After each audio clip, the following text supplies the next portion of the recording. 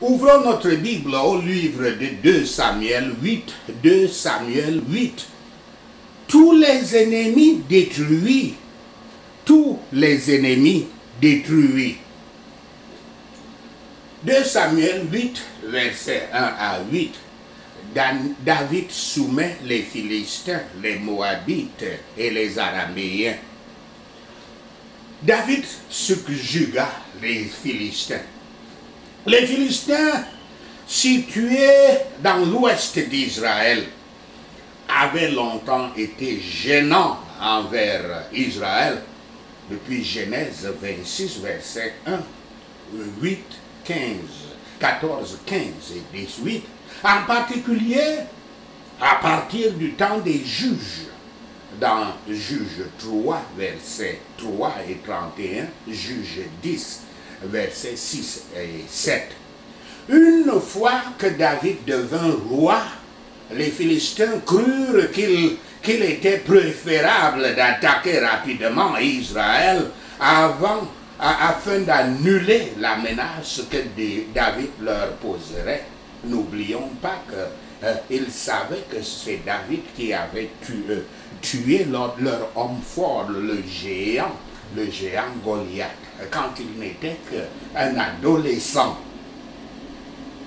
Ils échouèrent en tout cela et maintenant David les avait subjugués, mettant ainsi fin à leur tyrannie pendant un certain temps, du moins le temps de son règne. Le meurtre des Moabites peut sembler étonnamment sévère et barbare, mais les règles standards de la guerre dans cette zone et à cette époque dictaient généralement comment tuer tous les ennemis. N'oublions jamais que dans ces époques barbares, qui sont très différentes de notre société contemporaine, tant qu'un ennemi païen était en vie, il fallait s'attendre à la mort jour et nuit. Que David épargna un tiers des Moabites démontrait plutôt sa miséricorde. En tant que roi d'Israël, David était le représentant de Yahweh. Ces Moabites étaient les ennemis d'Israël et ils étaient donc les ennemis de Yahweh, leur Dieu. En tant que tels, ils méritaient tous de mourir. Dans tous les cas, c'est cela le commandement que Yahweh avait donné à Moïse et à Josué au moment où ils entraient pour prendre possession de la terre promise. La merveille n'est pas que les 2 tiers des Moabites furent tués, par contre, après tout ce que je viens d'expliquer, mais plutôt qu'un tiers fussent laissés en vie. Et dans le meurtre, dans le massacre des 2 tiers, toute pensée de résister à David et de se rebeller contre lui était mise au repos. C'était le seul moyen à l'époque. Le diable parle et entend. Ce que je dis existait à l'époque de Yahweh, existe aujourd'hui au plan spirituel. Pour ceux qui connaissent le royaume spirituel, le plan spirituel, faut-il l'appeler ainsi, ils savent que c'est un plan essentiellement de violence, violence sans fin. Ce que nous voyons dans le monde physique, le monde réel, n'a rien de commun avec ce qui se passe au monde spirituel. C'est un monde marqué de violence à tout moment. Le diable, tout ceci c'est parce que le diable parle et entend seulement le langage de la violence. Satan et ses agents s'affairent tous les jours et tout le temps à mener des incursions contre les disciples du Christ, les chrétiens. Notre mission de chrétiens est de résister et ils fuiront. Comme cela est dit dans Jacques 4, verset 7. Nous ne pouvons résister à eux que lorsque nous nous battons et les vaincons en nous soumettant à Yahweh. Rappelez l'apôtre Paul qui l'a dit d'excellente manière. Quand je suis faible, quand je suis le plus faible, je sais que je suis le plus fort. Car il faut se soumettre à Yahweh et puis vous rendre le plus fort. Et c'est cela la règle spirituelle fondamentale que les chrétiens doivent comprendre. Quand le Christ nous demande d'être humble et consort, certains ne voient que les choses au niveau du monde terrestre, où quand tu es humble, tout le monde vous maîtrise, mais plutôt c'est dans l'humilité. C'est seulement aux humbles que Yahweh donne le pouvoir et la force extraordinaire pour lutter contre les ennemis. L'Écriture dit, en effet, notre Seigneur Yahshua dit, je cite, « Depuis le temps de Jean-Baptiste jusqu'à présent, le royaume des cieux est forcé et ce sont les violents qui s'en emparent. Qui s'en emparent. » Fin de citation. La meilleure traduction, la plus fidèle, celle de Accepted King James Version, dit que depuis le temps de Jean-Baptiste jusqu'à présent, le royaume des cieux est sous attaque continuelle du diable. Et ce sont les violents qui s'en emparent. Vous ne pouvez pas coopérer. Ça, c'est une citation de Matthieu 11, verset 12. Vous ne pouvez pas coopérer ou faire un accord avec le diable. Les gens s'essayent à ça tous les jours, en espérant qu'ils peuvent jouer avec le diable, peut-être le tromper. Parce que le diable est le père du mensonge et du meurtre.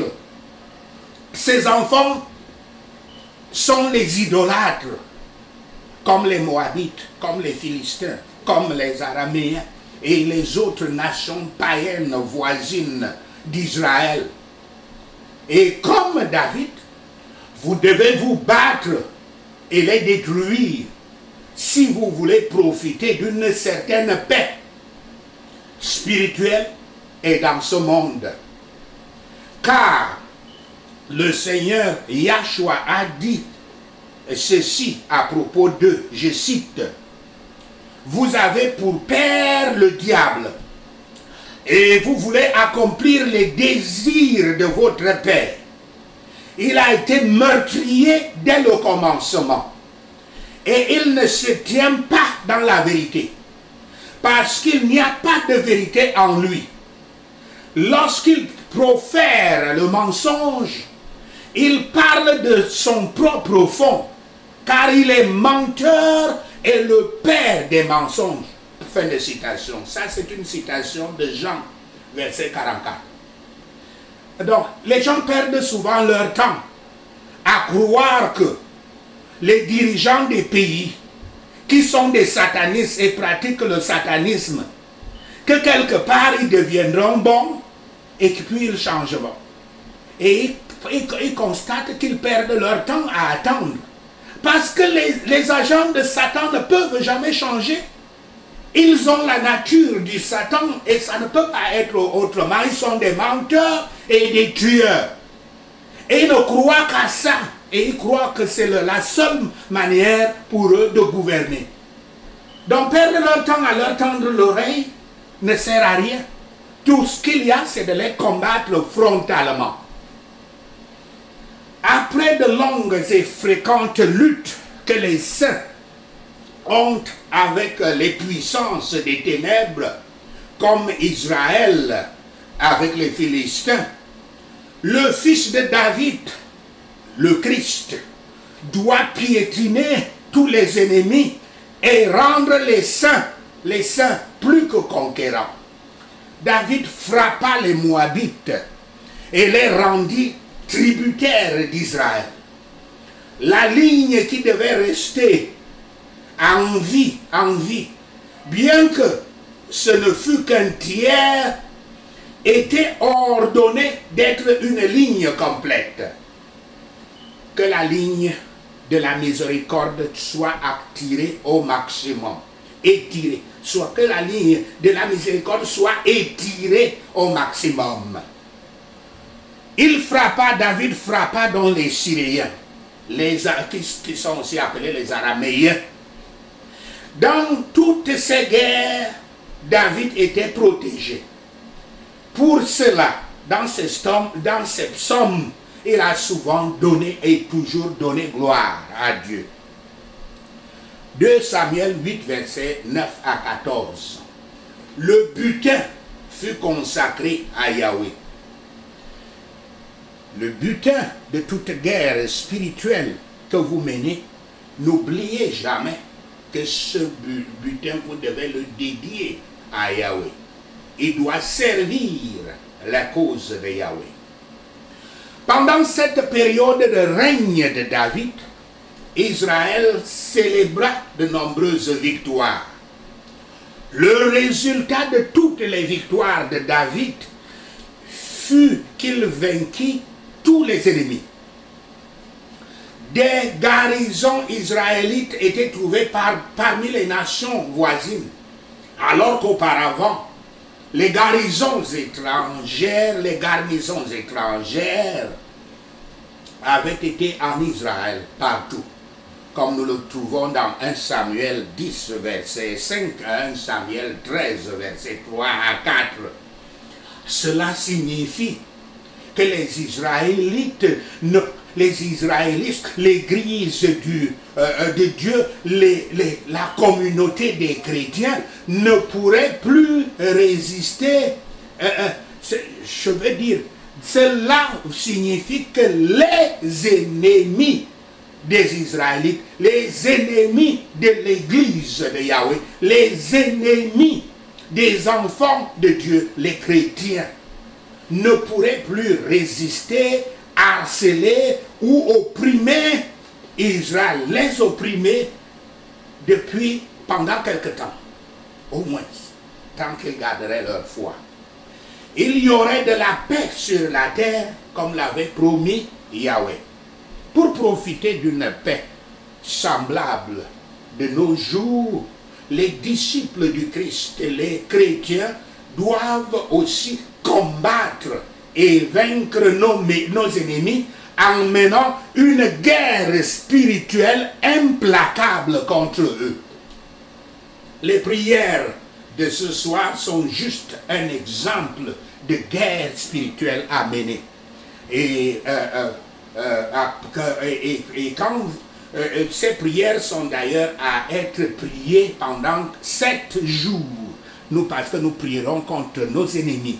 7 jours, et priez-les pendant le temps où les ennemis vont dans leur voyage astraux et sont rassemblés dans leurs réunions, des réunions occultes.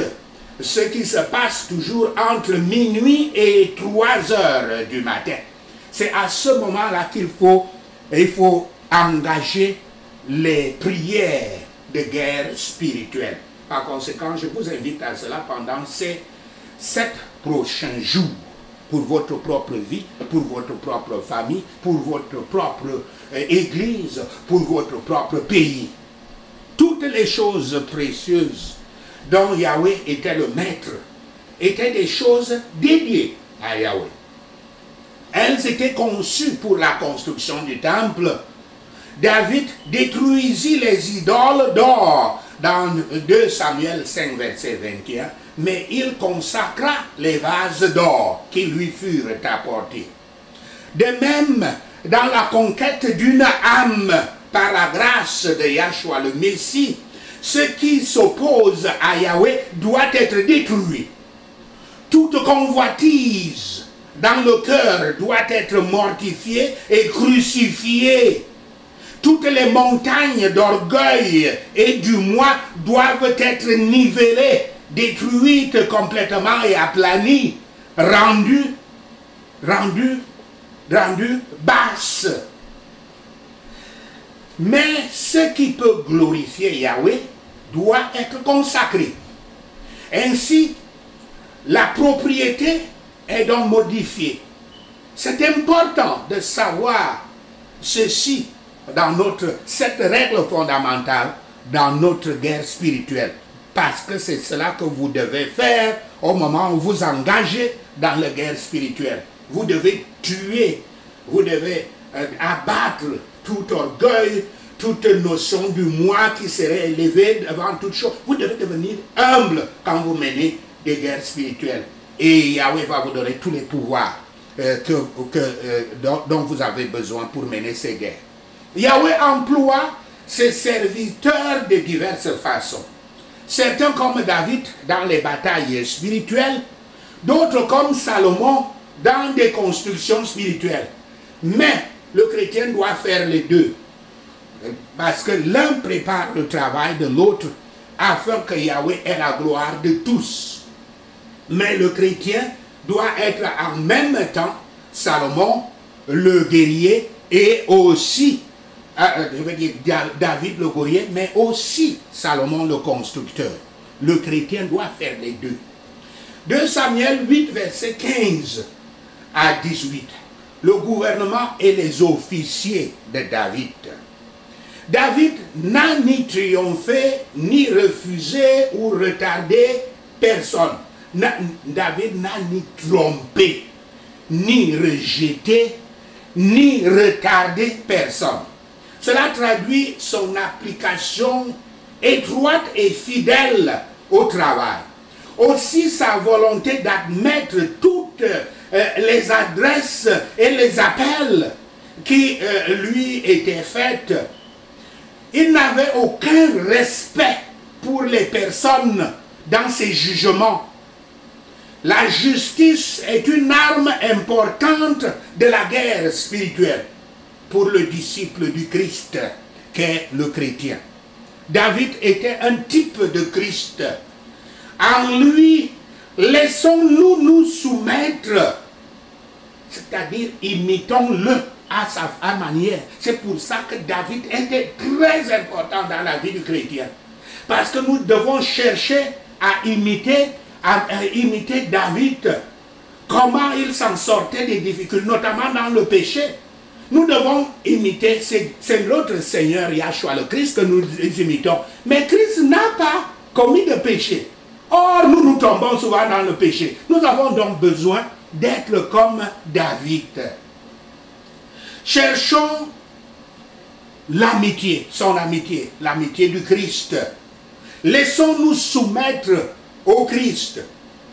Profitons de notre plaisir que nous avons dans son service. Il y a un plaisir dans le service du Christ. Profitons-en en assistant diligemment au travail qu'il attribue à chacun de nous. David a fait de ses fils les ministres, les fonctionnaires, on peut appeler, c'est-à-dire les prêtres de Yahweh, au verset 18, ne perdez pas le temps à ne voir que les fils biologiques. Un chrétien est là pour justement faire beaucoup de fils, parce que son travail est de faire des disciples, de transformer les âmes qu'il rencontre en disciples du Christ. Tous ceux-là sont ses fils.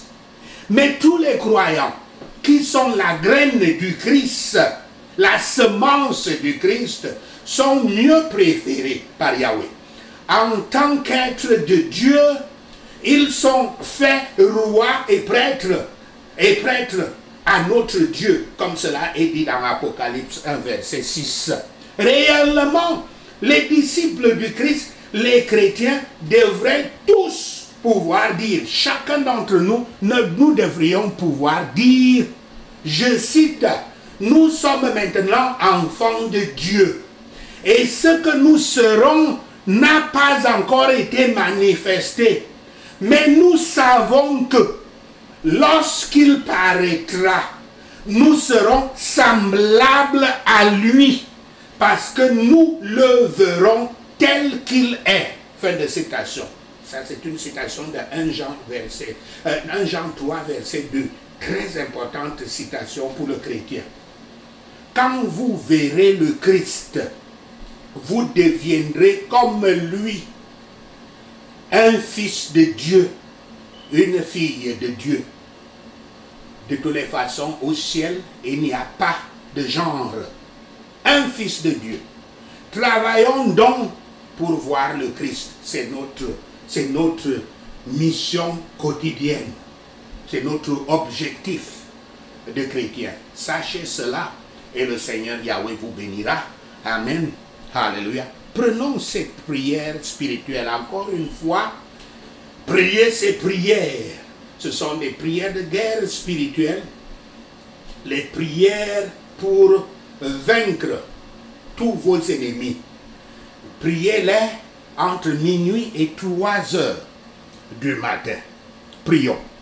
Père Yahweh, permets-moi de soumettre tous mes ennemis au nom de Yahshua le Messie. Tout pouvoir s'organisant pour mettre fin à ma menace contre eux, tu es menteur. Je te soumets et termine ta tyrannie au nom de Yahshua. Mes ennemis, vous êtes les ennemis de Yahweh. C'est pourquoi je vous détruis par la main de Yahweh au nom de Yahshua. Toute pensée d'un ennemi de résister ou de se rebeller contre la loi de Yahweh en moi, je vous réduis au repos par la destruction totale au nom de Yahshua. Toi, Satan, qui ne parle et n'entend que le langage de la violence, je me tiens contre toi au nom de Yahshua. Je te bats et te défais par le pouvoir de ma soumission à Yahweh au nom de Yahshua. Vous, ces agents de Satan, organisés pour me descendre, je viens contre vous et je vous réduis en poussière au nom de Yahshua. Vous, mes ennemis, adorateurs de Satan, je ne coopérerai pas avec vous. Je vous battrai et je vous détruirai au nom de Yahshua. Toute puissance des ténèbres qui me combat, fils de David, piétine-les sous tes pieds au nom de Yahshua. Tout ennemi se repentant et se rendant devant Yahweh, je te mesure avec toute la miséricorde au nom de Yahshua. Père Yahweh, dans mes batailles spirituelles, cache-moi sous ton rocher de protection au nom de Yahshua, pour ne plus pouvoir me résister, me harceler et m'opprimer. Je détruis complètement tous mes ennemis au nom de Yahshua. Dans ma conquête des âmes, je les amènerai à mortifier et à crucifier la chair. Et je consacrerai ce qui glorifie Yahweh en eux au nom de Yahshua. Dans mes batailles spirituelles, je porterai toujours mon armure de justice et de foi au nom de Yahshua. Père Yahweh, donne-moi d'innombrables victoires à célébrer sur mes ennemis. Merci Seigneur, au nom de Yahshua le Messie, nous prions. Seigneur Yahweh, nous te remercions, nous te rendons gloire, nous te louons, nous te remercions d'avoir entendu nos prières. Seigneur, Seigneur, donne-nous ta réponse à nos prières. Au nom de Yahshua le Messie, nous prions. Amen. Hallelujah.